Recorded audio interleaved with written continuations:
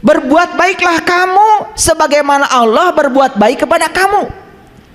Jadi sesuatu disebut perbuatan baik apabila mekanisme melakukannya persis seperti Allah melakukannya kepada kita. Coba, pernah ada yang minta nafas sama Allah? Enggak kan? Dikasih. Pernah ada yang minta melihat sama Allah? Enggak kan? Dikasih. Pernah ada yang minta, ya Allah hari ini saya telinganya pengen mendengar. Pernah? Enggak, langsung mendengar aja. Coba. Satu, cara Allah melakukan kebaikan itu berdasarkan kebutuhan kita. Dan Allah tuh sangat mengerti kebutuhan kita, maka apapun yang kita butuhkan dikasih. Hebat nggak Allah? Jadi Allah itu merasa sebelum terasa. Makanya berbuat baik itu coba belajar merasa sebelum terasa. Kalau ada orang datang ke rumah kita, ya, kelihatan orang itu datang dari jauh, dia kalau mau bicara nggak punya ongkos sungkan. Coba belajar merasa sebelum terasa. Gak usah nunggu orang itu minta ongkos, kasih saja ongkos. Saya kalau ada orang datang dari kampung ke rumah saya, apalagi bawa-bawaan, udah langsung saya hitung itu ongkos dari kampung ke sini berapa, pulangnya berapa, mampir di jalan berapa, sampai pipisnya 2.000 di mana saya hitung itu. Tambah oleh-oleh, udah saya kasih. Nah Allah itu memberi kepada kita tuh begitu. Kita mah orang sudah minta-minta sama kita pun luar biasa, sampai air mata bercucuran masih juga bertahan, merasa itu milik kita.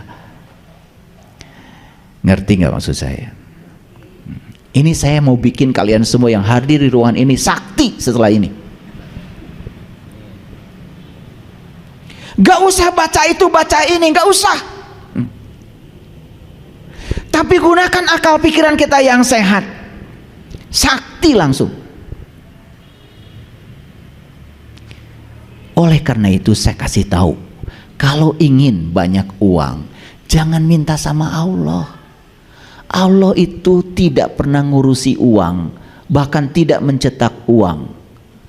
Yang ngurusi uang itu peruri, dan uang sudah disalurkan pada orang-orang yang rajin mencarinya. Cari orang yang saldo rekeningnya banyak, baik-baiklah sama mereka. Betul nggak? Gitu aja. Bermitra dengan mereka, berbisnis dengan mereka, gitu, ya kan? Iya. Tadi pagi saya sudah pindah uang saya 30 juta sama tukang gordeng. Iya. Dia punya gordeng, punya keahlian bikin gordeng. Saya butuh gordeng. Pindah itu. Dari rekening saya tadi pagi 30 juta itu ke tukang gordeng. Luar biasa tuh tukang gordeng. Sakti dia.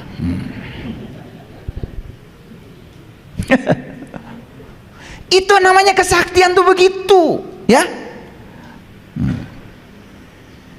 Jadi tujuan ma'rifat itu adalah tahaluk bi ahlakillah, atau berakhlak seperti akhlaknya Allah. Allah itu ngasih kebaikan kepada kita, tidak menunggu kita jadi orang baik. Sekalipun kita melakukan kejahatan, Allah hanya mengajarkan dan menegur kita bahwa ketika kamu melakukan kejahatan, kata Allah, aku tidak terganggu loh dengan kejahatanmu. Tapi yang jelas kejahatanmu hanya merugikan dirimu sendiri. Begitu kata Allah. Kita ini kan suka terganggu dengan orang. Betul nggak? Ketika orang lain tidak melakukan sesuatu yang kita mau, sangat terganggu. Padahal kesalahan kita, kenapa kita mau orang lain melakukan itu? Ketika orang lain tidak melakukan itu kan kita sakit hati dan terganggu. Padahal sumber utamanya adalah keinginan kita pada orang, bukan? Coba terima semua orang apa adanya, walaupun dia tidak melakukan yang kita mau. Kan gak ada tuntutan apa-apa. Tenang gak? Tenang, sakti itu kalian. Jadi para rasul itu datang ke dunia ini diutus untuk menjadi contoh dan teladan yang nyata bagi manusia, karena mereka itu adalah orang-orang yang sudah berakhlak seperti akhlaknya Allah. Maka Nabi Muhammad terkenal akhlaknya beliau itu Al-Quran.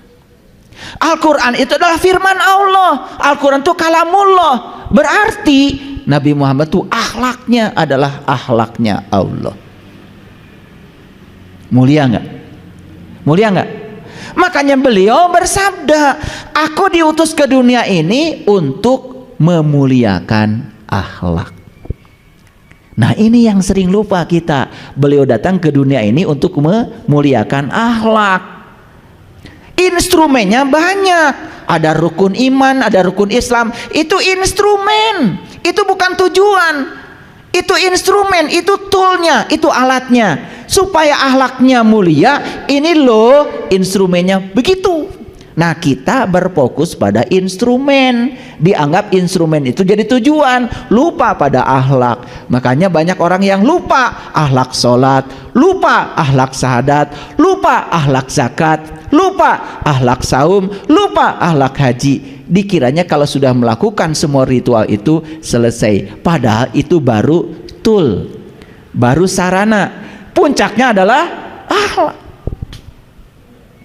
Nah ini yang saya ingin jelaskan hari ini. Makanya judulnya Ma'rifat Akhlak. Jadi kita ingin mengenal Allah, tujuan utamanya adalah supaya mekanisme perbuatan baik kita seperti Allah melakukan mekanisme perbuatan baik.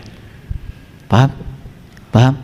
Pernah nggak ada yang istimewa di ruangan ini, ditipu orang malah tambah baik sama orang yang menipu? Ada contohnya di sini? Ada? Dimarah-marahin orang, dihina orang, semakin sayang sama orang itu. Ada contohnya di sini? Kita ini hanya pandai mendongeng. Oh dulu ada orang, kalau Nabi Muhammad keluar dari sholat subuh, dimaki-maki Nabi Muhammad itu, difitnah luar biasa dengan kata-kata kotor. Tapi apa yang terjadi? Karena orang itu buta sama Nabi, disuapin,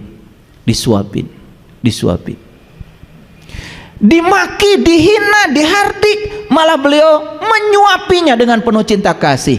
Dan suatu saat ketika Nabi Muhammad meninggal, kemudian para sahabat ingin melanjutkan perbuatan Rasulullah itu, dan ternyata si orang buta ini mengatakan, ini bukan Muhammad yang saya kenal. Kenapa? Cara ngasih buburnya kasar katanya. Nah ini kan cerita, jangan diceritakan lagi, stop. Lakukan, learning to be, menjadi Muhammad. Jangan learning to know, jangan terus menerus cerita Muhammad. Nabi Muhammad itu kalau Siti Aisyah sedang tidur, beliau punya kepentingan, tidak pernah membangunkannya. Saking sayangnya, tidak pernah mengganggu tidur istri yang dicintainya.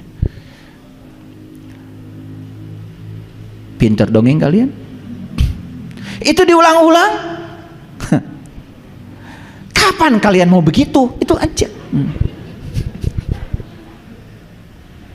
Ya, saya sering cerita, saya sudah menikah, saya menikah tahun 91. Mana istri saya udah datang?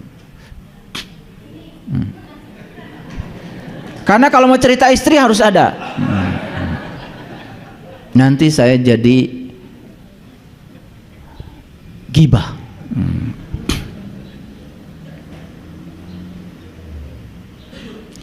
Saya tidak pernah menyuruh sama istri saya. Saya mau pergi keluar kota, saya bereskan sendiri. Kan tangan saya sehat.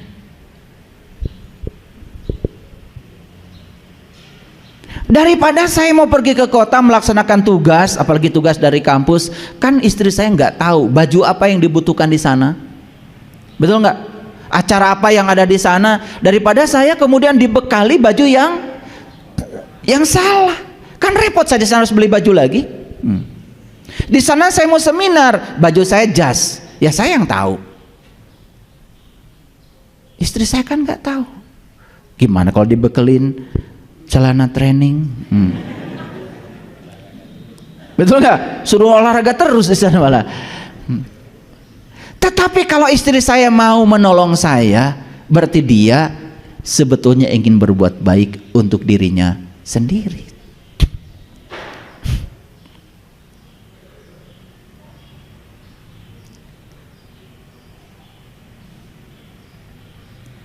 Jadi ini harus dipraktekkan, praktek. Makanya saya sering stop bicara kebaikan, lakukan kebaikan. Kita terlalu banyak berbicara kebaikan, dikiranya kalau berbicara kebaikan akan menjadi orang baik. Tidak. Kalian bicara Nabi Muhammad sabar, kalian tidak akan jadi sabar. Tapi lihat apa yang menyebabkan Nabi Muhammad sabar, ikuti caranya. Learning to be, menjadi beliau. Pasti kita akan kebagian sabarnya. Jadi para rasul, para nabi, para sunan, para wali itu adalah contoh teladan nyata manusia yang sudah berakhlak seperti akhlaknya Allah. Maka beliau-beliau itu tidak pernah melawan kejahatan dengan kejahatan, tidak melawan kegelapan dengan kegelapan. Beliau-beliau itu melawan kejahatan dengan cinta kasih, melawan kegelapan dengan cahaya. Itulah pentingnya saya jelaskan ini. Baik, kita mulai baca Quran. Yuk kita baca. Wabtagi fima atakallahu darul akhirah wala tansa nasibaka minad dunya wa ahsin kama ahsanallahu ilaika. Ini ayat yang saya bacakan tadi. Nah, kalau tadi belum saya sebut nomor ayatnya supaya percaya, saya kasih tahu. Ini Quran surat Al-Qasas surat ke-28 ayat 77. Wabtagi fima, dan carilah pada apa? Fima, dan carilah pada apa? Atakallahu, yang dianugerahkan Allah kepadamu, darul akhirah, negeri akhirat. Jadi ternyata negeri akhirat itu harus dicari pada apa yang dianugerahkan Allah padamu. Makanya bacanya pelan-pelan, pelan-pelan. Ulangi dulu. Wabtagi fima atakallahu darul akhirah. Carilah pada apa yang Allah anugerahkan padamu, negeri akhirat. Jadi ayat ini ngasih isyarat bahwa negeri akhirat itu ada pada apa yang Allah anugerahkan padamu. Paham sampai sini? Ini supaya clear. Allah itu nyuruh nyarinya di mana? Apakah Allah nyuruh nyari ke tempat lain?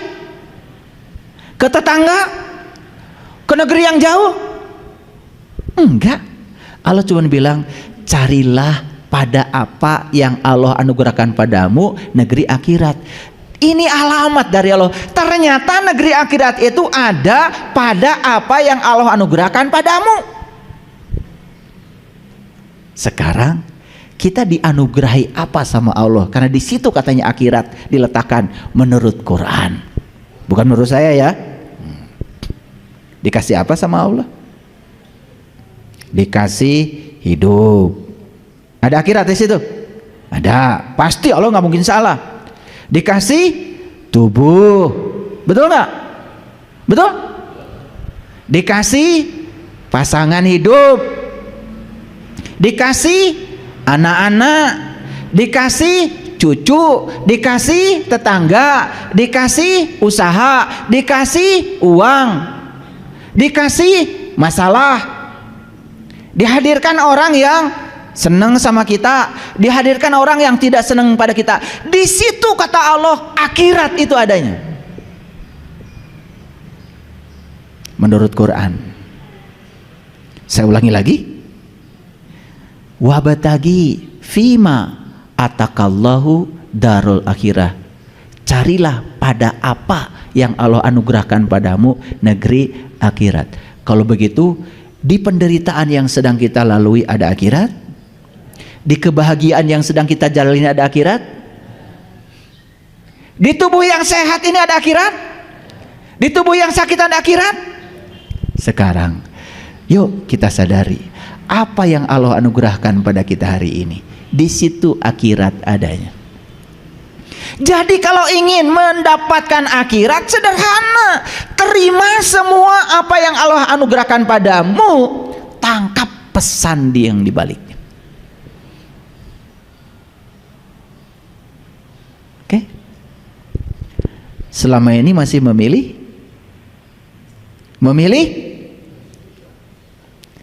Di suami yang gak sabar marah-marah ada akhirat?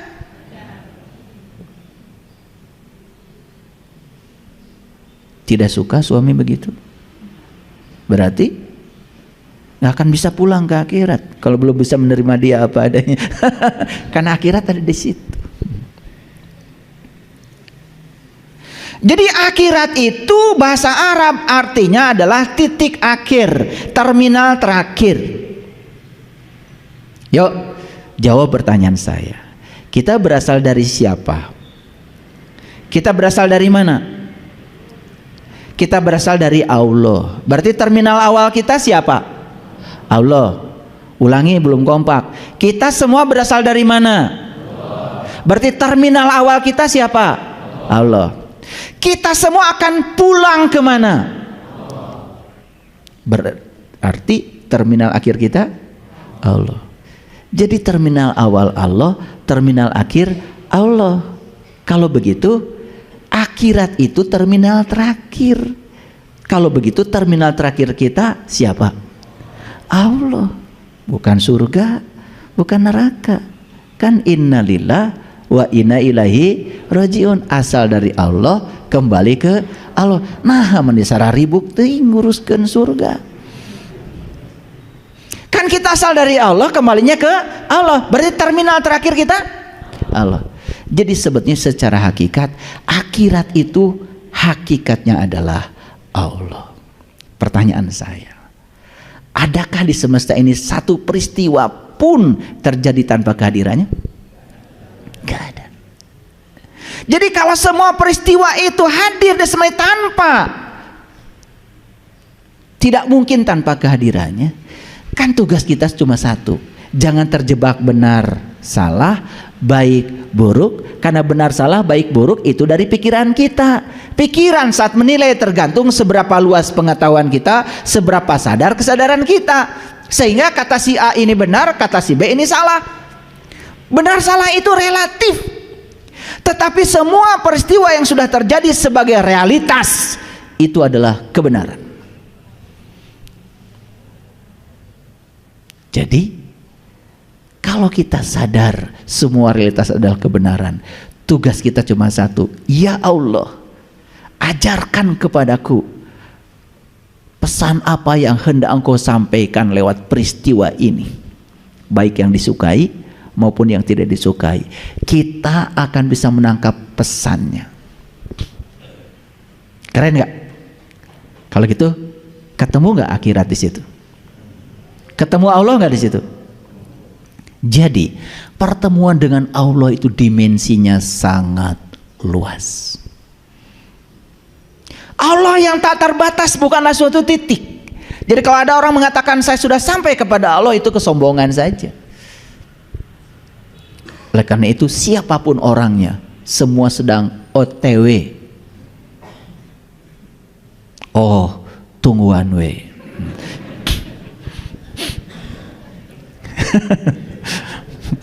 Semua kita tuh sedang OTW. Makanya disebut Israil. Orang yang sedang berjalan menuju Allah. Dan semua kita sedang berjalan menuju Allah. Emang menuju mana?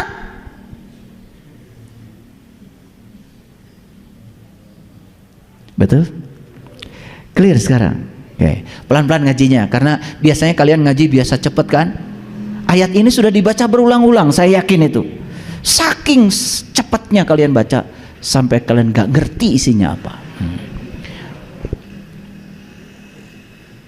Kalian tuh kalau baca emang gak ada remnya, cepet sekali, langsung tamat, alhamdulillah gitu. Saya sudah tamat 30 juz, alhamdulillah. Gimana Bu? Tenang, karena gak ngerti. Kalau ngerti pasti nggak tenang, betul nggak? Coba kalau ngerti sedikit aja, carilah pada apa yang Allah anugerahkan padamu negeri akhirat. Stop sampai di sini. Apa yang dianugerahkan pada saya? Allah anugerahkan penglihatan, pendengaran, tubuh dengan segala kuasanya. Berarti akhirat ada di sana. Allah anugerahkan segala peristiwa, orang yang menyenangi, orang yang tidak menyenangi, berarti ada di sana. Coba dengan dibuka seperti kita membuka lapisan bawang, ketemu, oh ternyata di semua yang Allah anugerahkan padaku, di sini ternyata akhirat. Kalau saya ingin mendapatkan akhirat, berarti saya harus menerima semua yang Allah anugerahkan pada saya apa adanya. Clear, selesai. Cerdas? Cerdas? Nah, agak cerdas sedikit lah. Nah, jadi dengan sudah minum air wortel kan?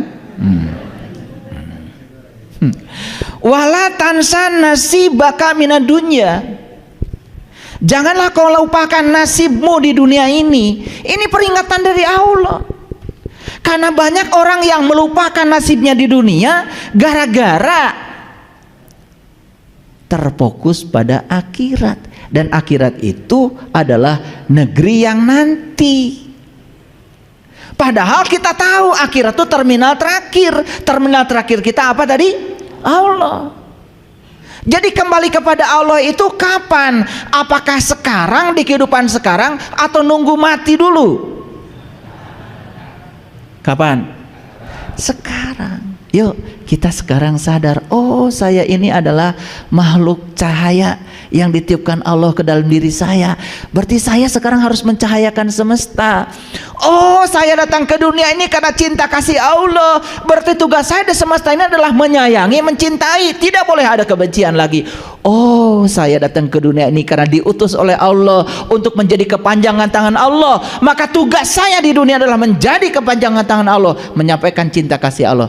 Keren gak kalau gitu? Selamat gak hari ini? Kalau hari ini selamat, besok selamat, lusa selamat, ya sudah, nanti juga pasti selamat. Nah kita tuh melupakan hari ini karena berfokus ke sana, sampai kita melupakan nasib kita di dunia. Ini ayatnya Bung ya, disuruh mencari negeri akhirat pada apa yang Allah anugerahkan padamu. Kan yang Allah anugerahkan padamu adanya di sini di dunia. Makanya dipertegas dengan ayat yang kedua, wala tansa nasibaka minad dunya. Jangan pernah kau lupakan nasibmu di dunia ini.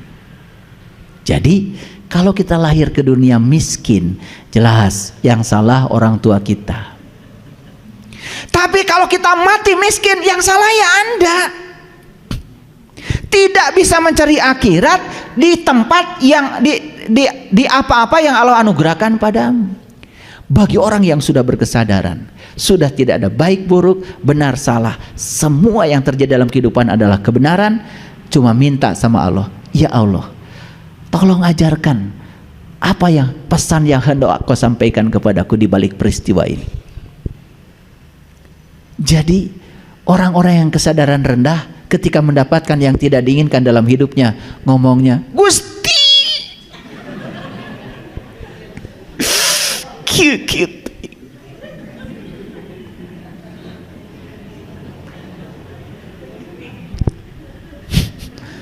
Kari tuai maraneh mah. Ya dijawab sama Allah. Aku sudah anugerahkan penglihatan, pendengaran, napas. Aku sudah anugerahkan tubuh yang sempurna. Kenapa orang lain bisa, kamu tidak bisa? Kenapa orang lain nasibnya bagus-bagus saja kamu begitu? Aku menyediakan rezeki yang sama buat semua orang. Aku menyediakan ilmu yang sama buat semua orang. Aku menyediakan kebahagiaan yang sama buat semua orang. Bukan salahku, kata Allah, bukan salahku. Salahmu mengambil dariku yang tidak tepat. Jadi harusnya hidup ini menakjubkan, harusnya hidup itu menakjubkan. Kenapa sakit? Karena jiwa kita kotor. Kenapa sakit? Karena mental kita kotor, subconscious mind kita kotor. Apa saja dipikirin, apa saja dimasukkan ke sini, ya sakit.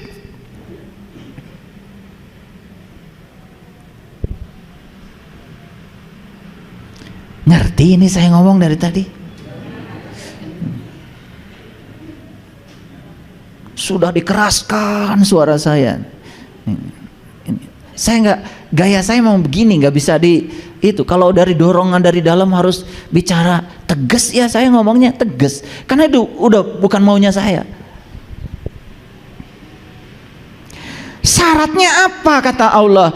Wa ahsin kama ahsanallahu, berbuatlah kamu sebagaimana Allah berbuat baik kepada kamu. Lihat cara Allah berbuat baik kepada kita. Lihat, tanpa keinginan, tanpa muatan, tidak bergantung baik buruknya kita, tetap saja Dia menemani kita, berada bersama kita dimanapun kita berada.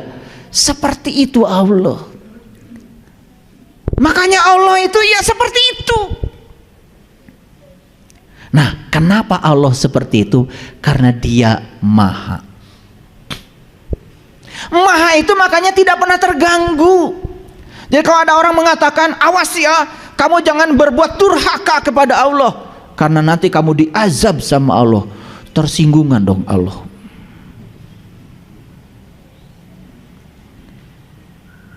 Jadi kalau Allah itu mengazab kita karena kita berbuat sesuatu yang tidak sesuai dengan keinginan Allah, berarti Allah itu tersinggungan. Di mana kemahanya Allah?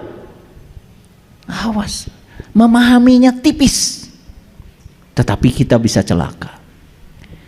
Karena Dia Maha, maka kemahanya itu Maha perkasa, Maha kuasa, Maha suci, Maha rahman, Maha pengasih, Maha penyayang. Allah tidak terganggu. Semua manusia di dunia ini durhaka, Allah tidak akan berkurang kesuciannya karena Dia Maha.